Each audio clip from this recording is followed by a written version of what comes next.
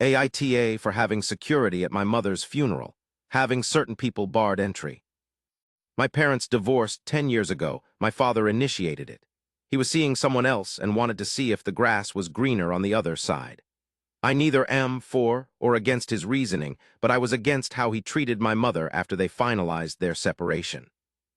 One key event that stands out is in deliberating how assets, or rather debt, was divided. My father promised my mother that he'd still around, still be in her life, even be friends, and see if they could rekindle their marriage, but only if my mother took every penny of debt. My mother was naive to agree to it, because once the divorce was finalized, my father was on a plane in a matter of days, off to live his new life.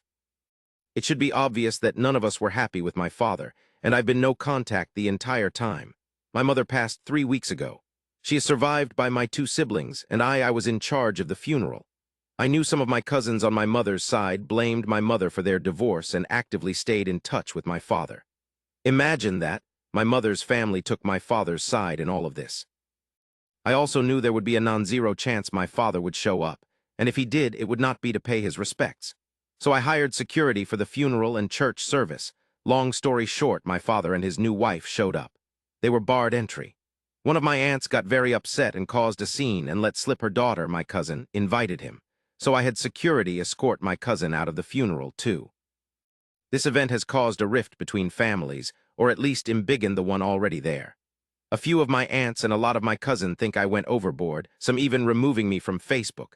Was I the asshole in this situation? For what it's worth, I was not super close to those who were ejected from the funeral, nor the ones who caused a fuss. I can live a happy life having zero contact with them again, so I've lost nothing. I'm still no contact with my father, who flew out for the funeral. Edit. I appreciate the awards, but this is a throwaway account. Why award a throwaway with anything? There's nothing I'm really hiding here.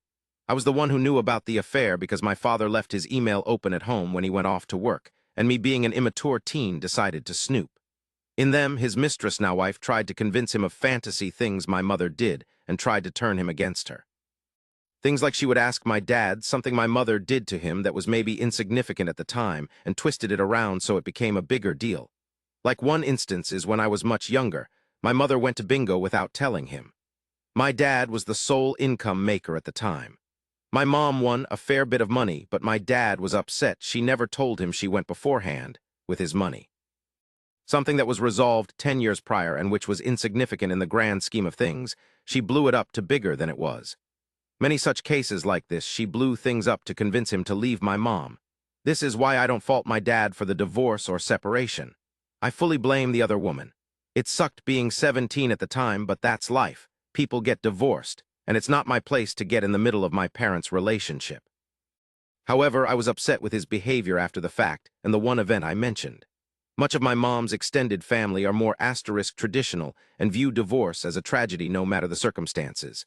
They blame my mom for not trying harder to keep the marriage together.